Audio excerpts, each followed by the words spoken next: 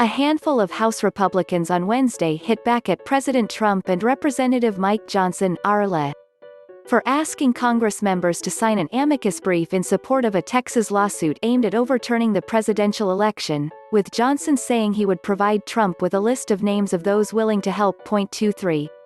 That's the number of Republicans in Congress who have acknowledged Biden's victory: 14 House members and 9 senators. The bulk of the GOP caucus has remained silent on the election, while dozens have publicly voiced support for Trump's legal efforts. A handful of Republicans, such as Representative Mo Brooks, R. Allah, have even voiced support for attempting to block certification of the Electoral College in Congress. After the Washington Post reported on Republicans in Congress who have acknowledged Biden's win, Trump tweeted he was surprised there are so many, telling the Post to please send me a list of the 25 RINOS.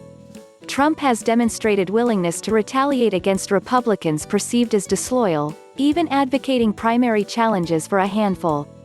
Most of my Republican colleagues in the House, and countless millions of our constituents across the country, now have serious concerns with the integrity of our election system, Johnson told Tapper. The purpose of our amicus brief will be to articulate this concern and express our sincere belief that the great importance of this issue merits a full and careful consideration by the court. The Republicans I know, my good friends, need to stand up, Senator Joe Manchin, D.W. VA, one of the most conservative Democrats in the Senate, said during a CNN appearance, comparing it to standing up to a childhood bully. Where is your loyalty to the rule of law and the orderly transfer? The amicus brief could garner considerable support.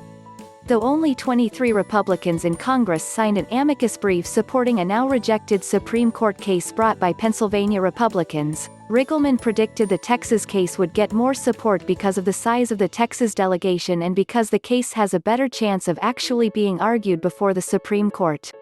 It is unclear how many have signed the brief, a brief draft of which Johnson said he would circulate by Wednesday afternoon before sending a final draft, by tomorrow morning at latest. The case is likely to fail.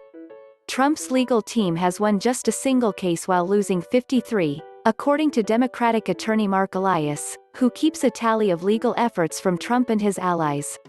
The Supreme Court refused to even hear the Pennsylvania case, rejecting it in just one sentence. The application for injunctive relief presented to Justice Alito and by him referred to the court as denied.